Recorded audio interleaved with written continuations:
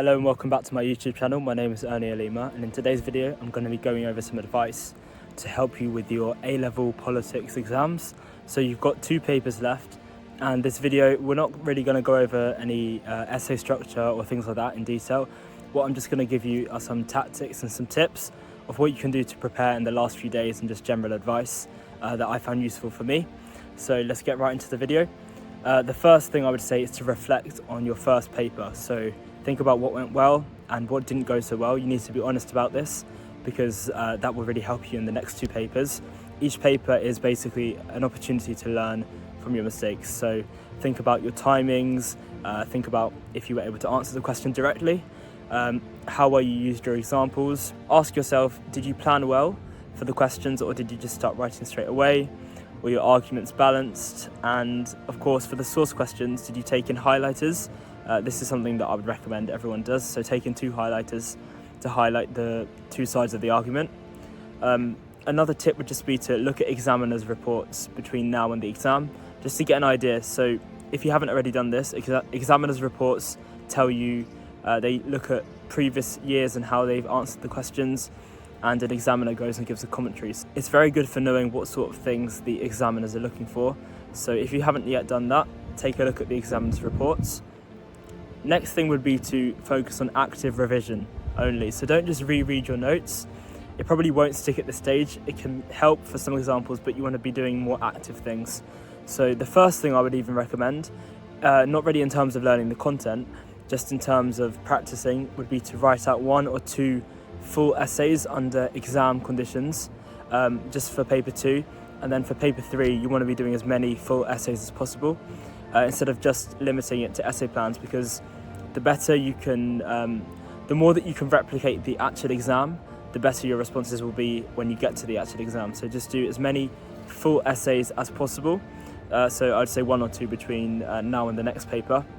The next thing would be to focus on essay plans, so having enough points for each question that could come up, and just getting used to the sort of questions that could come up. Memorize some case studies and some top examples. Some examples can actually be used for more than one topic, so go over your flashcards or notes that you've made, but make sure this is active learning, just to remember the examples that you've got. Okay, so now I'm just going to go over some key reminders of what a level 5 answer looks like. You need to make sure you're covering both sides of the argument and evaluating clearly and convincingly. You want to be using wide-ranging knowledge and synoptic points. So what I mean by synoptic points, these are things that show that you understand all of the topics of politics, and this is relevant for the paper 2 in regards to the UK government and UK politics. So what the mark scheme says, I'm going to read it here. In your answer, you should draw on relevant knowledge and understanding of the study of component 1, UK politics and core political ideas. You must consider this view and the alternative view to this in a balanced way. So essentially, in your answers in paper 2, you need to be drawing on the knowledge you've learnt from paper 1. So just some examples of what a synoptic point could include. This could be the role of the media. This could be talking about first past the post and electoral systems, talking about party leaders or maybe party unity and divisions, and also party funding.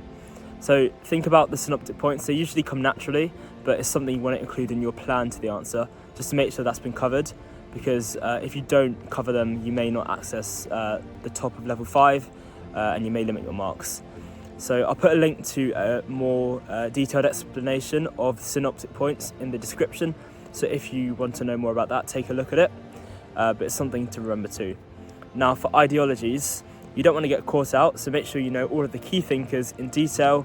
That goes without saying. Also, if you haven't done it yet, have a look at the specification, because it has a lot of information regarding ideologies. So it has the key terms, the key thinkers, and explanations of what they believe, and just definitions of key terms and concepts. So if you haven't seen it, take a look at it and use it as part of your active revision. So test yourself on the different concepts, or you could maybe add it to your notes or your essay plans, but just making sure it's active, not passive reading.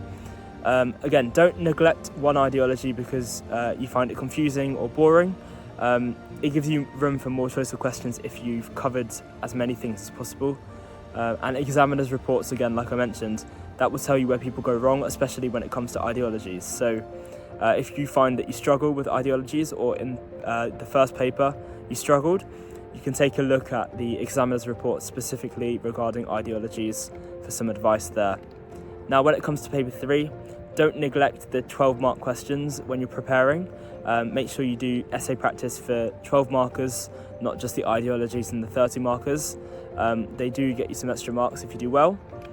So final tips in general, I would say if you want a YouTube channel, another YouTube channel that provides advice, I would look at Politics Explained Tutoring. I'll put a link to their YouTube channel down in the description below.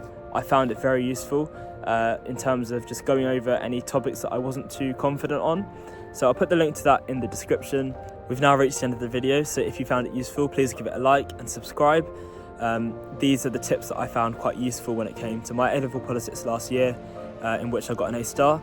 So hopefully these tips are useful for you, and make sure you take some rest before the exams. They can be stressful sometimes. Politics is also a very difficult subject, but thank you very much for watching, and I'll see you in another video.